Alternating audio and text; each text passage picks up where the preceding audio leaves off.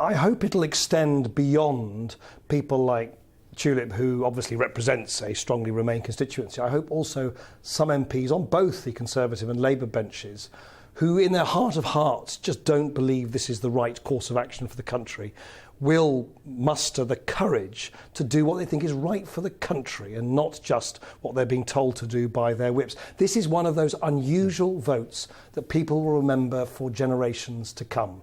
And if MPs of other parties feel that it's just wrong for their constituents, wrong for the country, particularly the hard Brexit that Theresa May is determined to pursue, I hope more of them will actually vote with their consciences rather than just according to what the whips are told. But overall, as a parliamentarian, the House of Commons has to vote for this. The country did not vote for economic self-harm, yet that is now the destination which we're headed on because of the decisions taken by this government. So I think it would be perfectly legitimate for MPs from all sides to say, no, go away, think again, revisit your hard Brexit plans. Yes, you have a mandate to pursue Brexit. You do not have a mandate to pursue hard Brexit. OK, but you accept that it will get through the Commons. Could it be a different kettle of fish when it gets to the House of Lords? And with those Lib Dem peers there, what is their attitude and should they try and block and amend? I think they can, of course, seek to amend. That's what the House of Lords is. It's a revising chamber.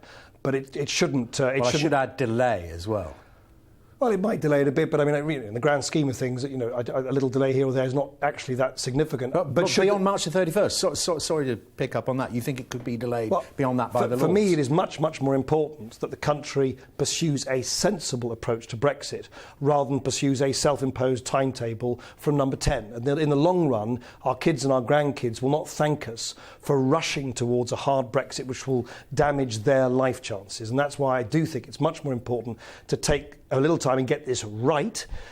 We could have chosen as a country, and it is still available to the government to change course, to say, OK, we're going to leave the European Union, but we're going to stay in the single market, for instance. It is a choice by the government to have interpreted the outcome of the referendum last summer in such a sort of hard and uncompromising way. And I think the House of Lords would be perfectly in its rights to challenge that. But in answer to your question, it would not be right for an unelected chamber to seek to block this altogether. Of course not. And I don't think the peers, by the way, will have an opportunity to do that in any event. And can I ask you about the Prime Minister meeting as we speak with the Americans and going to meet President Trump, the first world leader to do so. Do you think it's the right strategy, given the soundings we're hearing coming out of number 10, to try and get President Trump to say, yes, the special relationship is full-blown again and you are going to get a good trade deal out of us? Look, no one's going to begrudge any British Prime Minister who's trying to establish a sensible working relationship with a US president, whether they agree with them or not. Of course not. I hope she will avoid the sort of schoolboy sycophancy we saw from Michael Gove and Boris Johnson and others, which I thought was very demeaning. I think she will avoid that. But here's the problem.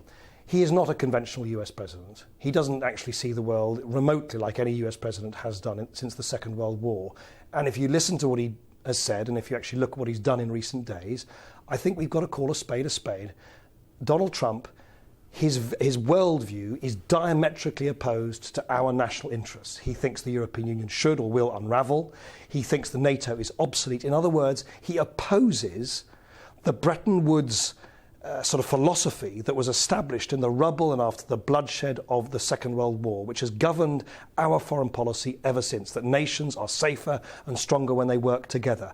And I think we should be under no illusion that what he represents is a threat to the kind of multilateral system which we've always supported. So yes, by all means have a meeting if you want to rush and have an early meeting. But I don't think we should soft soap this. What he now represents, he has almost more in line with what Putin and Erdogan think of the world than what many of our traditional allies do. And the fact that British Conservatives seem to be rushing to choose Donald Trump over Angela Merkel, I think in the long run will come back to haunt them. Mr. Clegg, thank you very much. Thank you.